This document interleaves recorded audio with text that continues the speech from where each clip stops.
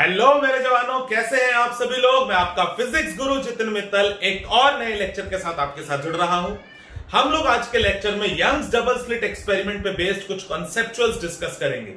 तो वो सब डिस्कस करने से पहले एक बार याद करते हैं कि डबल स्लिट प्लेन था हमारे पास। इस सेपरेशन को हमने स्मॉल डी लिया था। स्क्रीन और स्लिट्स वाले प्लेन के बीच के सेपरेशन को हमने कैपिटल डी लिया था। Let's say small S be the source slit का size and capital S is the distance between source slit and double slit plane. तो इन कुछ बातों का ध्यान रखेंगे एंड याद रखेंगे। लीनियर फ्रिंज विड्थ का फॉर्मूला आया था लैम्डा डी बाई डी और एंगुलर फ्रिंज विड्थ का फॉर्मूला आया था लैम्डा बाई डी। तो इन फॉर्मूलाज और इस डायग्राम के बेसिस पे आज हम डिस्कस करते हैं क्या होगा अगर कुछ भी वेरिएबल कोई पैरामीटर चेंज करा जाता है तो फ्रिंज विड्थ पे या इंटरफेरेंस पैटर्न पे क्या फर्क दिखाई देगा। तो आइए शुरू करते हैं। तो दोस्तों पहले केस में स्क्रीन को अवे या टुवर्ड्स डबल स्लिट प्लेन लेके जा रहा हूं, तो यानी कैपिटल डी को बढ़ा रहा हूं या कम कर रहा हूं। फर्स्ट पार्ट, मान लो मैं स्क्रीन को अवे लेके जा रहा हूं तो कैपिटल डी इंक्रीज हो रहा है।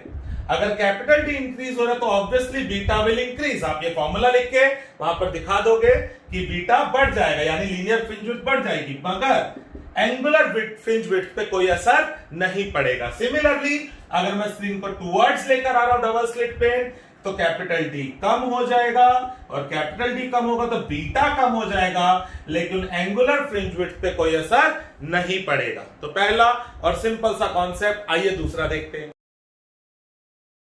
दोस्तों दोनों स्लिट्स के बीच के डिस्टेंस को आपने कम या ज्यादा कर दिया तो क्या होगा। लेट से ज्यादा कर दिया तो स्मॉल डी बढ़ जाएगा, स्मॉल डी बढ़ेगा तो बीटा कम हो जाएगा और थीटा भी कम हो जाएगा। फॉर्मूला लिख के आप जस्टिफाई कर दोगे अपने आंसर को। अगर मैं स्मॉल डी को कम कर देता तो मेरे पास बीटा बढ़ जाएगा और थीटा बढ़ जाएगा। बहुत सिंपल फॉर्मूला के बेसिस पे आप इजीली अपने आंसर को एक्सप्लेन कर सकते हैं। आइए तीसरा पार्ट देखते हैं।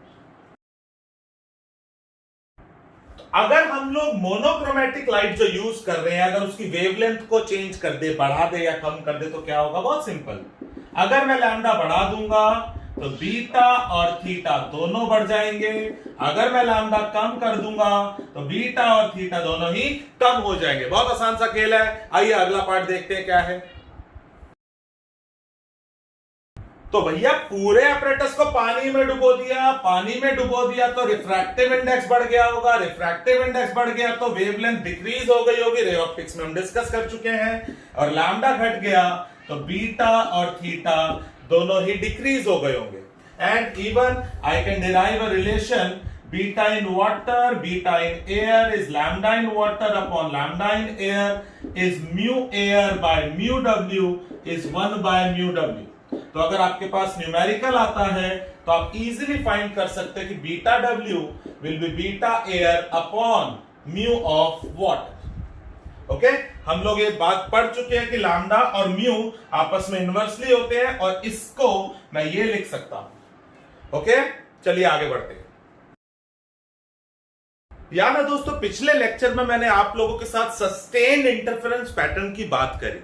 सस्टेन इंटरफेरेंस पैटर्न ऑब्जर्व होने के लिए एक एक्सपेरिमेंटल कंडीशन भी है जो सेटिस्फाई होनी चाहिए, and that condition is small S by capital S should be less than lambda by D. Small S क्या है? साइज या विड्थ ऑफ सोर्स स्लिट और कैपिटल एस क्या है? सोर्स स्लिट और separation between source slit and double slit plane. तो अब हमारे पास जो ये पार्ट है, ये पार्ट ये है कि अगर मैं सोर्स स्लिट को इसके पास डबल स्लिट प्लेन के पास मूव कर दूं तो इन दैट सिचुएशन जो कैपिटल एस है वो कम होना शुरू हो जाएगा। अगर कैपिटल एस कम होना शुरू होगा तो ये small S by capital S increase होना शुरू हो जाएगा। एंड जैसे जैसे ये बढ़ने लगेगा एक सिचुएशन ऐसी आएगी जब ये वैल्यू लैम्डा बाय डी के बराबर हो जाएगी और उससे बात ज्यादा होने लग जाएगी। मतलब ये जो सस्टेन्ड इंटरफेरेंस पैटर्न ऑब्जर्व होने की कंडीशन थी ये वायलेट हो जाएगी, खराब हो जाएगी हमारी। In that case sustained interference pattern will get disappear. तो मैं कह सकता हूं जैसे जैसे मैं सोर्स स्लिट को डबल स्लिट प्लेन के पास लाने लगूंगा, जो इंटरफेरेंस पैटर्न है वो ब्लर्ड होना शुरू हो जाएगा, या मैं कह सकता हूं उसकी विजिबिलिटी कम होनी शुरू हो जाएगी, एंड एक ऐसी वैल्यू आएगी जिस वैल्यू पर ये पैटर्न विल डिसअपियर. बट जब तक ये पैटर्न दिख रहा होगा, there will be no effect on linear fringe width और एंगुलर फ्रिंज विड्थ. क्लियर है? अगला पार्ट बिल्कुल इसी पे बेस्ड है, देखते हैं क्या है. तो दोस्तों क्या होगा अगर हम सोर्स स्लिट के साइज को बढ़ाते चले जाए. बिल्कुल वैसे ही सोचेंगे.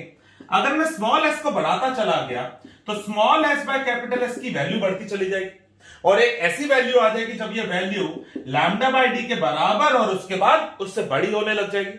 तो अगेन ये कंडीशन वायलेट हो जाएगी, तो अगेन ये पैटर्न डिसअपियर कर जाएगा. तो मैं कह सकता हूं कि जैसे जैसे मैं सोर्स स्लिट के साइज को बढ़ाना स्टार्ट करूंगा, जो मेरे पास ये पैटर्न है ये ब्लर्ड होना शुरू हो जाएगा और एक स्टेज पर जाके ये गायब हो जाएगा. जब तक ये दिख रहा था तब तक there will be no effect on linear fringe width and angular fringe width. तो आइए देखते हैं लास्ट पार्ट में क्या होना है.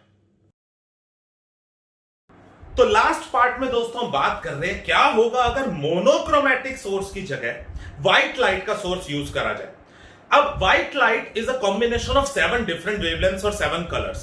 तो अब हर कलर अपना अपना एक इंटरफेरेंस पैटर्न बनाने की कोशिश करेगी, एंड उन सभी कलर्स के जो इंटरफेरेंस पैटर्न्स है वो ओवरलैप करके हमें एक पैटर्न दिखाई देना चाहिए. तो क्या होगा ऐसे में?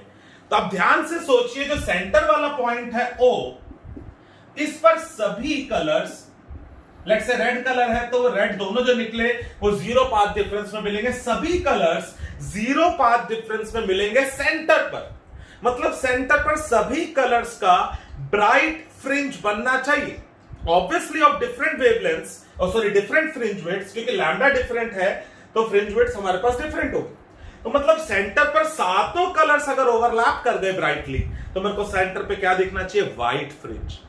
एंड अब सराउंडिंग में obviously there will be different fringe width वाले कलर्ड बनेंगे और वो ओवरलैप कर रहे होंगे, तो क्लियरली डिस्टिंग्विशिंग कोई फ्रिंज आपको नहीं दिखाई देगा, मिक्सचर्स होंगे.